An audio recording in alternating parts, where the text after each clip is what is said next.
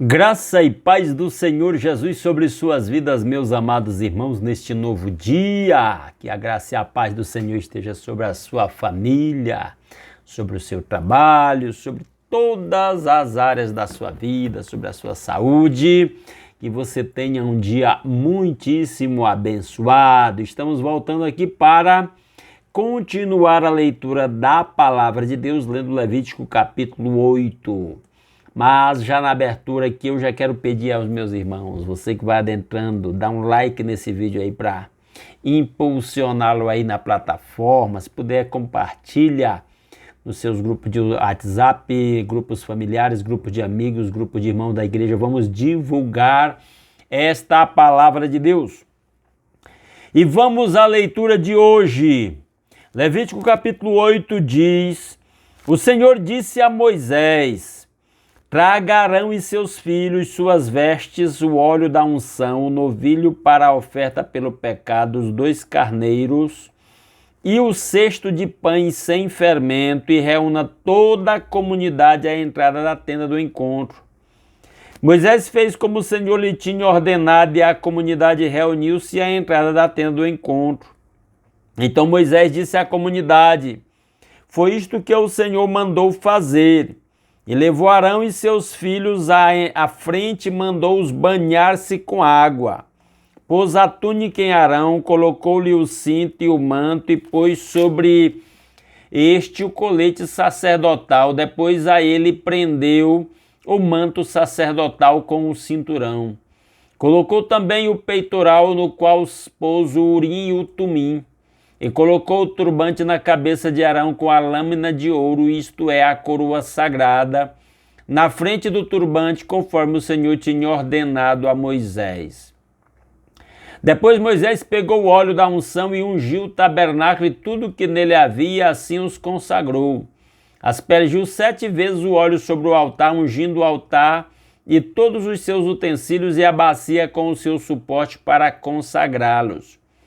Derramou o óleo da unção sobre a cabeça de Arão para ungí-lo e consagrá-lo. Trouxe então os filhos de Arão à frente e vestiu-os com suas túnicas e cintos e colocou-lhes gorros conforme o Senhor lhe havia ordenado. Em seguida trouxe o novilho para a oferta pelo pecado, e Arão e seus filhos puseram as mãos sobre a cabeça do novilho. Moisés sacrificou o novilho e com o dedo pôs um pouco do sangue em todas as pontas do altar para purificá-lo. Derramou o restante do sangue na base do altar e assim o consagrou para fazer propiciação por ele. Moisés pegou também toda a gordura que cobre as vísceras, o lóbulo do fígado e os 2 rins com a gordura que os cobre, e os queimou no altar. Mas o novilho com o seu couro, a sua carne e o seu excremento, ele queimou fora do acampamento, conforme o Senhor lhe havia ordenado. Mandou trazer então o carneiro para o holocausto, e Arão e seus filhos puseram as mãos sobre a cabeça do carneiro.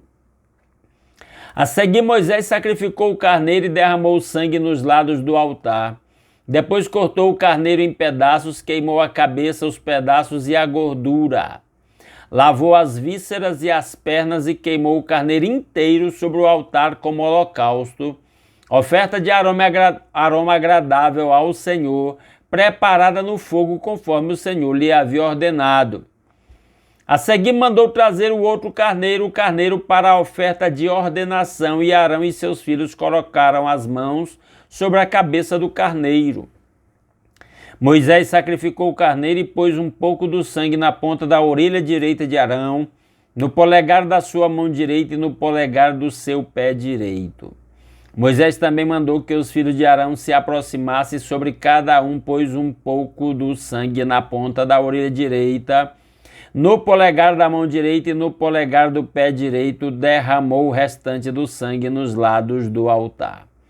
Apanhou a gordura, a cauda gorda, toda a gordura que cobre as vísceras, o lóbulo do fígado, os 2 rins, e a gordura que os cobre, e a coxa direita.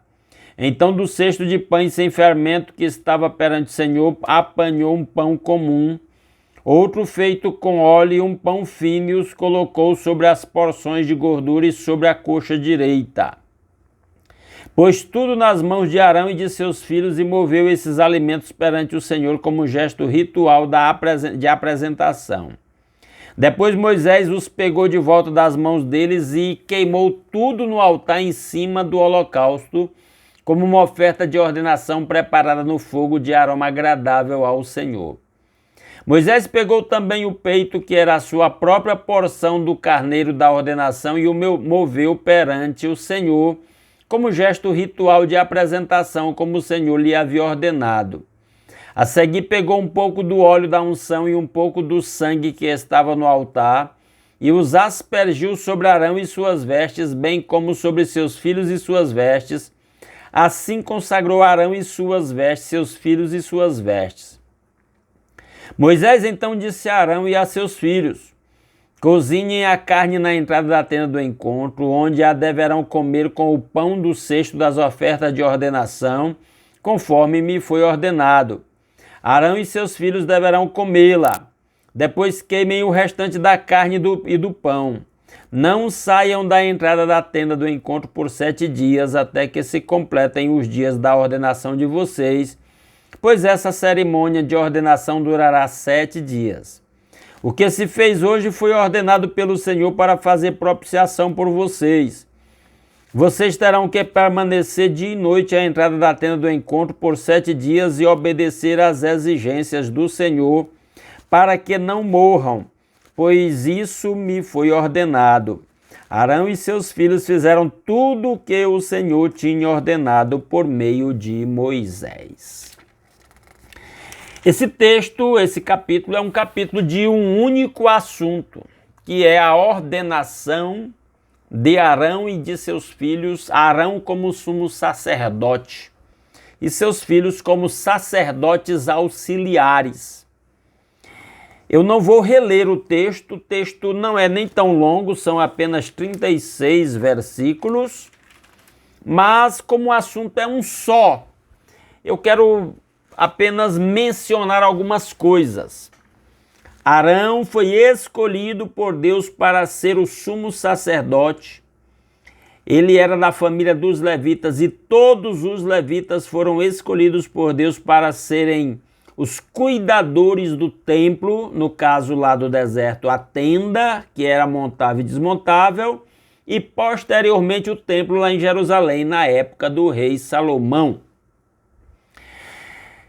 Arão representava Cristo na sua função sacerdotal. O sacerdote fazia a intermediação entre a comunidade, o povo e Deus. Ele dirigia e fazia a maior parte dos rituais, dos sacrifícios oferecidos na tenda. Jesus é o caminho, a verdade e a vida, e ninguém vem ao Pai a não ser por ele, ou seja, por meio de Jesus Cristo é que nós, como povo de Deus, nos aproximamos de Deus. Na verdade, qualquer ser humano que queira se aproximar de Deus tem que ser por meio de Jesus Cristo. O ritual é cheio de detalhes. Aqui fala do sacrifício de um novilho e depois de um carneiro. E ambos os sacrifícios representam várias coisas. Primeiro, diferentemente de Cristo, apesar de Arão representar a função sacerdotal de Cristo, diferentemente de Cristo, Arão era pecador, juntamente com seus filhos.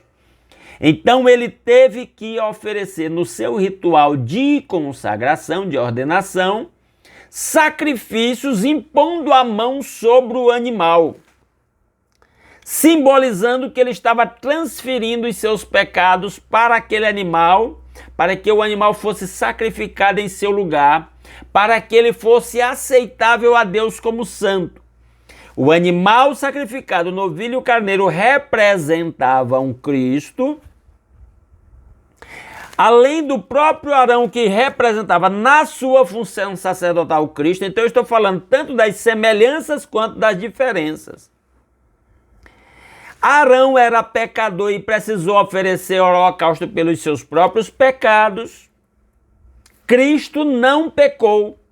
Ele ofereceu o sacrifício perfeito pelos nossos pecados.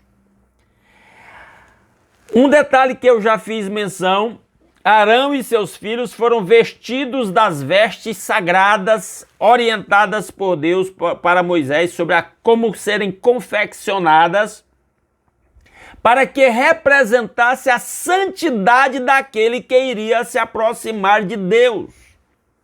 Na Bíblia, as nossas vestes representam a nossa conduta. E eu aproveito para dizer aqui que a igreja, o cristão, precisa tomar cuidado com as suas vestes. Elas glorificam a Deus, elas representam a santidade de Deus. Eu fico grandemente decepcionado quando eu vejo cristãos. Isso é mais comum entre as mulheres, mas homens também fazem isso, valorizando a roupa mais pela sensualidade do que pela discrição. A discrição, a modéstia, que deve fazer parte da vida do cristão, inclusive no modo de se vestir. O salmista diz que nós devemos adorar a Deus na beleza da sua santidade. E há uma versão na Bíblia que diz com vestidos de vestes santas, porque o nosso Deus é santo. Um detalhe, depois vocês podem reler esse capítulo e rever esses detalhes que eu estou mencionando. Antes de Arão ser consagrado, inclusive de vestir as vestes sagradas, ele teve que se lavar com água como símbolo também da purificação. Porque a marca do Deus da Bíblia, a principal marca do Deus da Bíblia é a sua santidade. Inclusive é o que distingue o Deus da Bíblia dos deuses, dos outros deuses, que não, de fato não são deuses. E que por isso mesmo não tem ênfase na santidade. E todo o ritual a que Arão se submeteu, o lavar-se com água para poder então vestir os trajes de sacerdote, ressaltava a necessidade de santificação da pessoa que se aproxima de Deus. O autor de Hebreus diz que sem santificação ninguém verá o Senhor. É muito importante pensar nisso, porque isso simboliza essa santidade com que aquele que busca Deus deve se aproximar de Deus. Inclusive, essa é uma marca de um autêntico cristão. Todo autêntico cristão, um dos principais desejos de um cristão é andar em santidade. Se a pessoa se diz cristã e não está preocupado em ser santo, em crescer em santidade, se a pessoa se diz cristã, vive pecando e o pecado não incomoda, o apóstolo João diz lá em 1 João capítulo 3 que aquele que nasceu de Deus não vive habitualmente no pecado. E ele enfatiza dizendo que quem vive habitualmente no pecado não o viu nem o conhece, porque é marca de um cristão que conhece a Deus, nascido de novo pela fé em Cristo, a santidade, o desejo de santidade, o crescimento em santidade, a busca por santidade. Inclusive o cristão, há uma diferença entre o cristão e o não cristão, ambos pecam. A pessoa que não está comprometida com Deus, ela peca, peca. O cristão também peca, peca. Qual é a diferença? A diferença é que, uma das diferenças é que o não cristão, ele peca e gosta de pecar e sente prazer no pecado e até se gaba do pecado.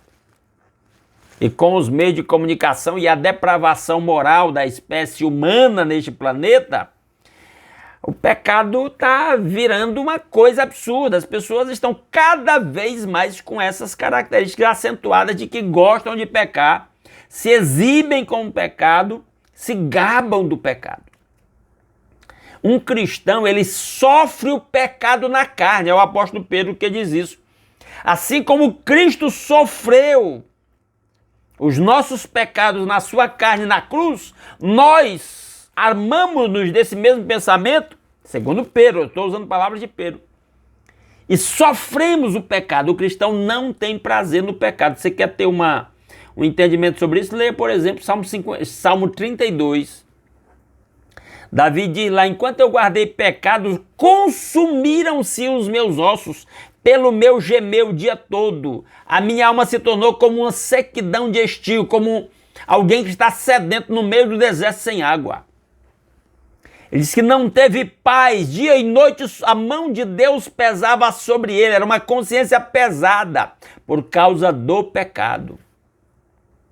Não há nada que abale mais, que afete mais um cristão do que o pecado. Porque o cristão, se ele tem o Espírito Santo, a sua marca é a santidade. Li um autor, recomendo o livro, eu acho que ele nem é mais publicado, mas se você pesquisar na internet, ainda encontra o Espírito Santo, é o título do livro, escrito por um missionário canadense chamado Byron Harbin, que foi professor da Faculdade Teológica Batista de São Paulo durante muitos anos. O Espírito Santo, do autor Byron Harbin. E ele diz que o Espírito Santo, que a gente traduz para o português aí do grego, Espírito Santo, na verdade deveria ser traduzido por Espírito de Santidade. E que pode observar na Bíblia, na maioria das ocorrências, quando se fala do Espírito Santo, é o Espírito de Deus operando no ser humano. E a principal operação do Espírito Santo no ser humano é santificar o ser humano. Então, de certa forma, se torna simples saber se uma pessoa é verdadeiramente convertida a Cristo. Ela deseja santidade, ela busca santidade, ela sofre quando peca, ela perde a alegria quando peca. E aí eu recomendo de novo, leia Salmo 32 para ver o que aconteceu com o salmista enquanto ele guardou os seus pecados. Ele só teve paz e alegria quando ele confessou os seus pecados e buscou o perdão de Deus. O cristão é assim. A marca de um autêntico cristão é a santidade. Eu estou me inspirando aqui no exemplo de Arão e seus filhos. E aí o ritual era um ritual muito grande. E há um detalhe, há um novilho oferecido em holocausto e há um carneiro como símbolo da oferta de comunhão. E ali tem participação com bolos, asmos e tal, pães, né, oferecido. Porque ao mesmo tempo que o ritual era de santificação para aquele que ia intermediar entre o povo e Deus, que era Arão e seus filhos, também aquele ritual representava a intimidade, a comunhão que aqueles homens sacerdotes tinham com Deus. Eles iriam comer parte do sacrifício na presença do Senhor, como símbolo desta comunhão. E aí, quando nós vemos esses dois lados da questão, de um lado o sacrifício do holocausto pelo pecado, ele confessando, pondo a mão sobre a cabeça do animal para, vamos dizer assim, simbolicamente transferir suas culpas, seus pecados para o animal, para que o animal fosse sacrificado em seu lugar. Do outro lado tem um animal oferecido em sacrifício como sacrifício de comunhão para mostrar o relacionamento, a intimidade, a comunhão daqueles homens com Deus. Ou seja, só quando nós somos santificados pelo sacrifício de Cristo em nosso lugar, aí nós temos comunhão com Deus. Não dá para ter comunhão com Deus vivendo no pecado. Não dá para se livrar do pecado a não ser pelo sacrifício de Cristo. Esse sacrifício aqui representava o sacrifício de Cristo para santificar os sacerdotes, o Arão, sumo sacerdote, e seus filhos como sacerdotes, para que eles pudessem se aproximar de Deus. Nós nos aproximamos de Deus por meio de Jesus Cristo. Ele disse, eu sou o caminho, ninguém vem ao Pai a não ser por mim. O único meio do ser humano ir a Deus, estar em plena comunhão com Deus, é por meio de Cristo e especialmente do entendimento do sacrifício dele em nosso lugar. Nossos sacrifícios, quaisquer que sejam, só são aceitáveis diante de Deus por meio de Jesus Cristo. Foi ele que ofereceu o sacrifício perfeito. E é o seu sacrifício o seu sacrifício santo que santifica os nossos sacrifícios, inclusive o sacrifício de nós mesmos. O apóstolo Paulo diz isso lá em Romanos, capítulo 12, versículo 2. 1 e 2, ele diz, rogo-vos, pois, irmãos, pela compaixão de Deus, que apresentei-vos a vós mesmos como sacrifício vivo, santo e agradável a Deus, que é o vosso culto racional. E esse sacrifício nosso acontece por meio de Jesus Cristo. Então, este sacerdote, essa consagração do sacerdote aqui dos seus filhos, representa tudo isso, a santidade de Deus, a santidade daquele que se aproxima de Deus e que intermedia entre as pessoas e Deus, a santidade do próprio sacrifício e as vestes sacerdotais santas que distinguiam o sacerdote. Ali nas vestes sacerdotais, uma parte, o texto que não fala, mas tinha pedras incrustadas, pedras preciosas, onde tinha o nome das 12 tribos de Israel, para identificar que aquele sumo sacerdote representava o próprio povo de Deus perante Deus. Aquele povo de Deus era um povo santo também, para Deus. Porque o povo de Cristo, a igreja de Cristo hoje, por meio de Jesus Cristo, é santa para Deus. Que Ele mesmo aplique a sua palavra aos nossos corações. Se você concorda com as minhas explicações, comenta aí nesse vídeo. Se de alguma forma isso foi esclarecedor para você, comenta aí nos comentários do vídeo. Se discorda também, fique à vontade para discordar. Não ficamos inimigos por causa disso. Eu posso aprender com você também. Se puder aí, compartilhe, peço de novo nas suas redes sociais, para que outras pessoas sejam alcançadas por esta palavra. Se gosta desse conteúdo, está convidado a se inscrever no canal para continuar acompanhando a leitura diária da palavra de Deus. Ok? E vamos orar para terminar. Nosso Deus e nosso Pai, muito obrigado por mais esse dia que o Senhor acrescenta à nossa existência. Muito obrigado pelos nossos lares, pela nossa família. Obrigado pela saúde, pela provisão do pão de cada dia, pelo trabalho com que cada um ganha o sustento da família. Muito obrigado pela proteção com que nos tem cercado e pela direção que o Senhor tem dado às nossas vidas e pela bênção do Senhor sobre nós.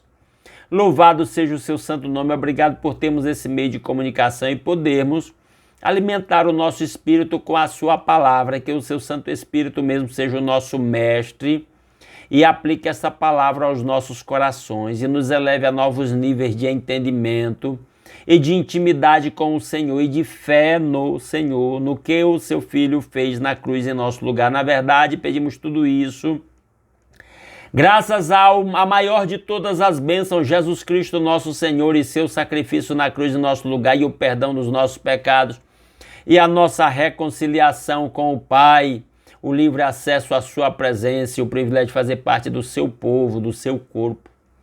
Ó Deus maravilhoso, que a bênção do Senhor esteja sobre a vida de cada um dos meus irmãos, sobre a sua vida, sobre a sua saúde, sobre o seu lar, sobre o seu trabalho, fazendo prosperar. Que o Senhor o cerque com a sua proteção, livra de gente má, de acidente, de pessoas, de doenças, livra de ataques do inimigo em nome de Jesus. Ó Deus maravilhoso, abençoa o trabalho de cada um dos meus irmãos, fazendo prosperar o trabalho de cada um.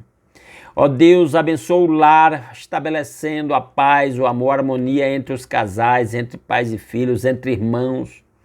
Que cada lar seja um templo de adoração ao Senhor, onde Jesus seja servido em espírito e em verdade todos os dias, onde Jesus Cristo reine.